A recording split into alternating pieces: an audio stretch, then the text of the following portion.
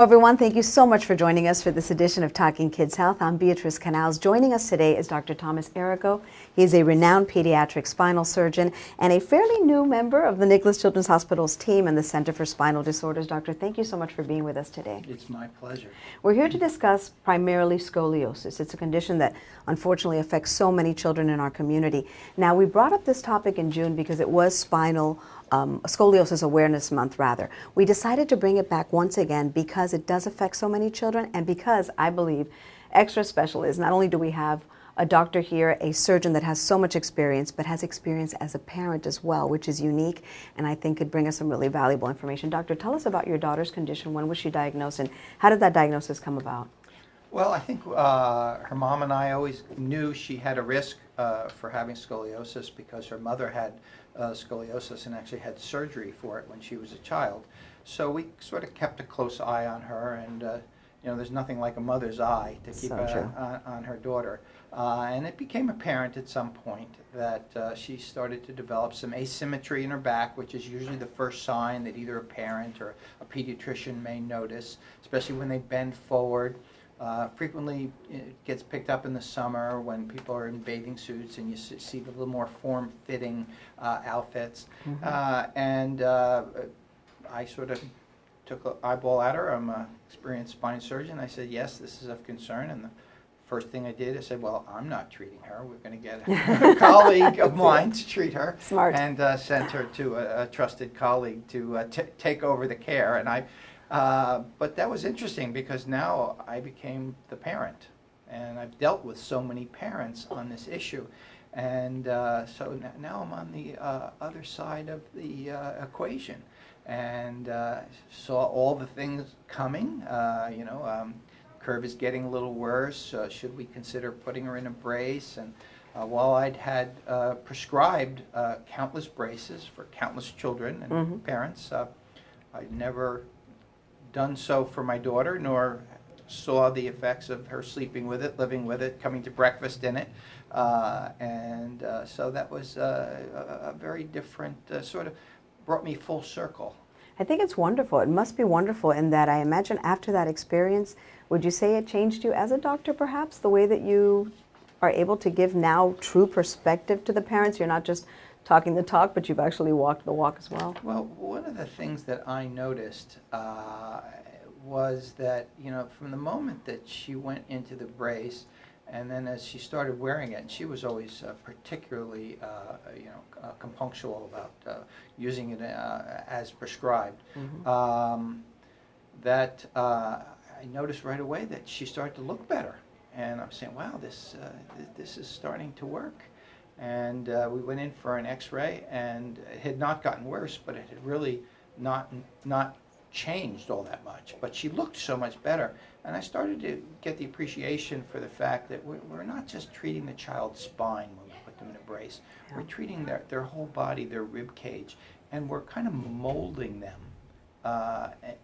Not in just while they wear the brace, but when the brace comes off, because they're still growing, you actually mold them into the way that you want them to look. So, it's almost like sculpturing. And how wonderful that you had that perspective that I imagine helps in helping the parents and the patients as well.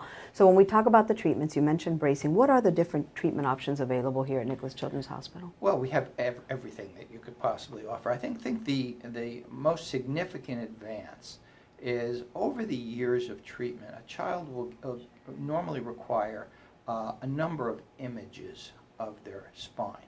And while modern x-ray machines are extraordinarily good and we give very precise doses, we had the big advance here of getting something known as an EOS machine. And it's not a standard x-ray machine, and it allows us to take images of the entire body, the spine included, and with less than 1/10 the dose of radiation of a regular spine x-ray. So in years past, maybe over the course of time, a child might need 6 to maybe 10 x-rays over the whole range of their treatment. That would be a lot, but let's say it was that much. Now, with EOS machine, for the dose of 1 x-ray, I could get 10 and still not exceed that dose. It's a low-risk thing, but we think of everything when we treat a child, and we think of what's going to happen 20 or 30 years from now. That's great. I imagine for parents, when they receive the diagnosis of scoliosis for their child, the initial fear, or one of the greatest fears perhaps, is as part of the treatment, spinal fusion is an option. Is that so that parents have that fear of it? Well, first thing we do is we observe. We try and make sure that the curve's not getting worse. If it reaches certain criteria, we start to consider putting them into a brace. And bracing is, modern bracing techniques are very effective. Like 60, 70, or even better than that percentage. We can keep the child's scoliosis down in the range that wouldn't require fusion. But sometimes the patient's genetics, despite bracing, despite the best treatment, are such that the curve is going to be a bad actor, so to speak, and it's going to get progressive. And spinal fusion is a very good option. First of all, it's a time-held treatment. Over 100 years that we've been doing spinal fusions for kids with scoliosis. Very few things have such a long track record. And I think people have a little misconception. I have young ladies who have been very active in sports or dance or other types of activities, and they come in, they have their surgery. About 4 months later, we let all children get back to sports activities. Wow, just 4 months later, they're back. About 4 months later, I usually start them on a physical therapy program, about 3 months to strengthen their muscles. But by 4 months, we get them back, and I've had young ladies and young men go back to gymnastics, dance, basketball, softball. You name the sport, fencing. You name the sport, and they get to go back to it. That's wonderful. When it comes to diagnosis, for parents, much like your wife who noticed, mom was on it.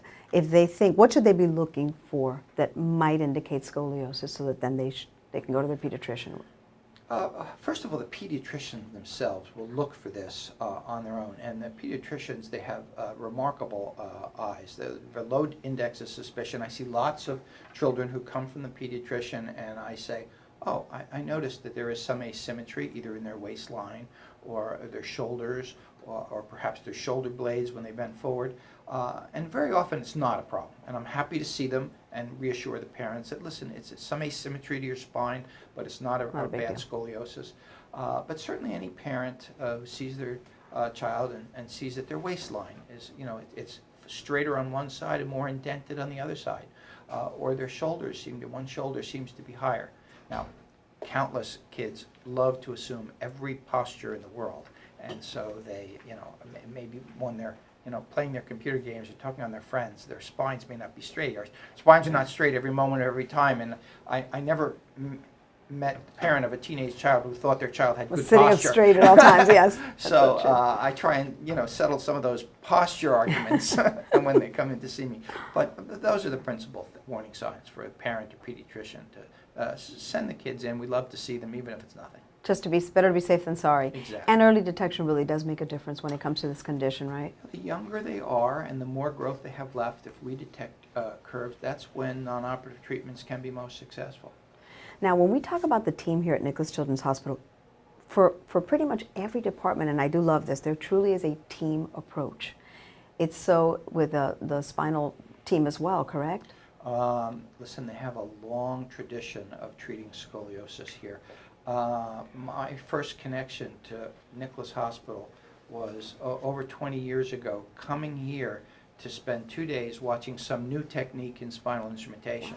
So I came to Nicholas Hospital a long time ago. And the team that's been built up doing hundreds and hundreds of cases per year over probably 3 decades or more. You just build an experience base. I mean, the nurses from the nurses on the floor who've seen countless patients come through, they're tried and true. They know what to get worried about and what not to get worried about. To the nursing team that we have in the office, the nurse practitioners, to the staff, it's really a world-class program here. I guess you may have answered it now, but I am curious to know. You are fairly new to the team. I think you started in October, correct, more or less, of last year? That's correct. So why Nicholas Children's? Well, it's not like Nicholas was not familiar with it. As I said, I came here over 20 years ago. But also, I probably ran one of the more successful training programs for spine surgeons in the country at NYU, where I was, and I was very happy there. And as I got more and more interested in solely the pediatric practice, I had sent to fellows. Dr. George was my fellow. Dr. Shuffleberger and I had been friends through the harm study group. So I knew about the work being done here.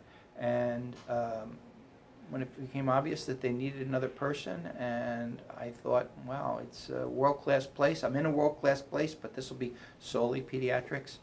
I sort of made the jump. It's a no-brainer. How wonderful. Yeah. Oh, welcome. Welcome Thank to you. Nicholas Children's. We really are fortunate to have you in the community now. For the parents, any advice that you have for them if they have just received a diagnosis of scoliosis for their child, or they fear that their child may have scoliosis? Any advice you have for them? I think it's like anything else. You really want your child to be handled by a team of professionals that only do what your child has. I think it's hard for even the most qualified pediatric orthopedist who also treats elbows and knees but likes to do some scoliosis surgery to compete with what we do here. We are 100% 24/7 taking care of children with spinal problems.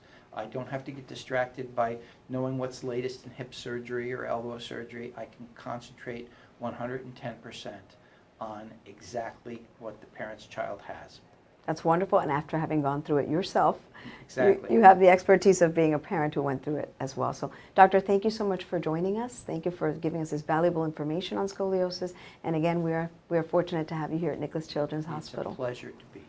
If you want more information on everything that's going on here at Nicholas Children's Hospital, these treatments, these wonderful treatments that are available for children in our community who are receiving these diagnoses of scoliosis, nothing to fear. All you have to do is log on to nicholaschildrens.org/spine, or if you'd like to contact someone or contact the department directly, the program, all you have to do is call 305-662-8366. Again, it's 305-662-8366. As always, thank you so much for joining us for this edition of Talking Kids Health. We hope to have you with us next time. I'm Beatrice Canals. Have a wonderful day. Thank you, Doctor. Thank you. And thank you so much for sharing your story with your daughter. I'm sure it'll help parents feel at ease that they're not the only ones out there My pleasure. who are going through this. They keep you busy here, I'm sure. Right, It's a with so busy many place. cases. Yeah.